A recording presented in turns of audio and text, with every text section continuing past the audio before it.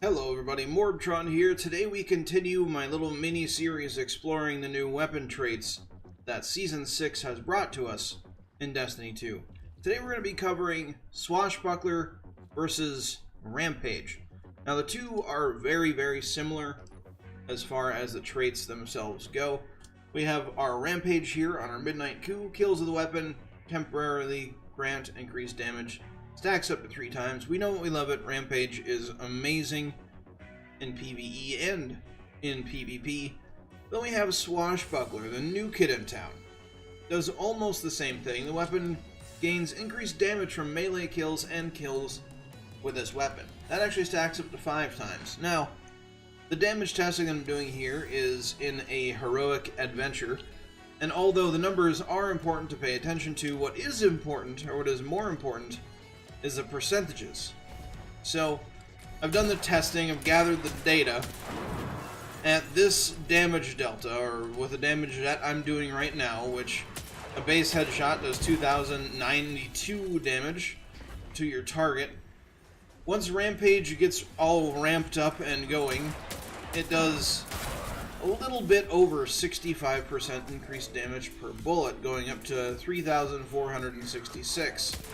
Now the amount of targets in this heroic adventure little area here that I'm derping around in doesn't really give me enough targets to reliably get up to 3. No targets running away from each other. But you have to take my word for it. It's about a 65.7% increase, and I'm sure depending on the activity that you're in, that number might sway by, 0.1 or 0.2% here and there. But all in all, it's going to be about the same. You just saw there 3466 was at a stack of 3, which is a 65.7% increase from the base damage of 2092.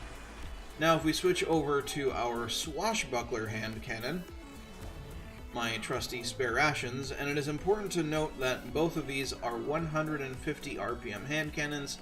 They are the same archetype of hand cannon, meaning they do the same base damage, which is what made this test possible, or at least a lot easier. So the damage delta is the same, and then the original number is the same, 2,092.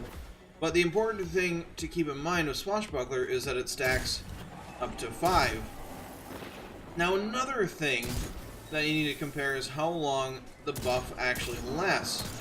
Without Rampage spec mod on your weapon, Rampage will last roughly 4 seconds. Might be off by, a couple milliseconds here and there depending on frame rate and the game being derpy.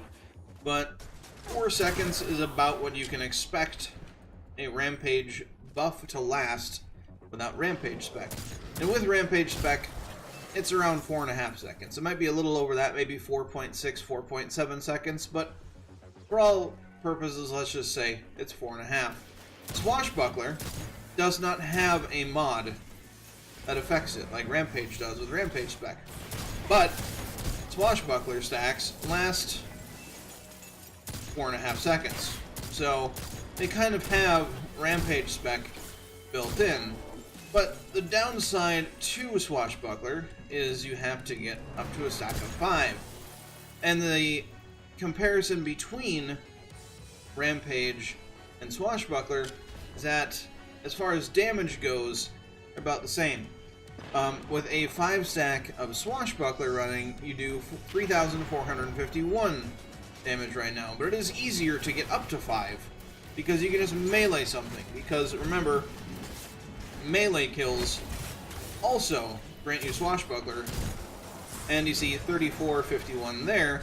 The nice thing about Swashbuckler over Rampage is, yeah, melee kills give you the stack, but they also give you full stacks right away. I'm not sure if that's completely intended or not, but that's the way that it has been working since Season 6 has started.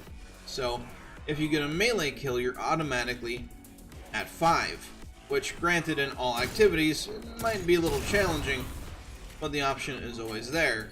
But when you get a kill with the actual weapon itself, the stack goes up by 1 or just maintains at 5. So, the damage difference in this heroic adventure activity is 3451 max damage for Swashbuckler, or 3466 for Rampage, which is a 65% increase for Swashbuckler and a 65.7% increase for Rampage. Now, that slight difference in damage might have more of an effect in other activities where your damage numbers are bigger, like in raids, but are they going to be actually noticeable? More than likely not. And Swashbuckler is going to be easier to keep or get to its maximum stacks as well, as a melee kill will refresh the stack as well as give you full stacks right away. It's very nice. Plus, you don't have to have a mod for Swashbuckler to extend its duration 4.5 seconds versus 4. It's just automatically 4.5.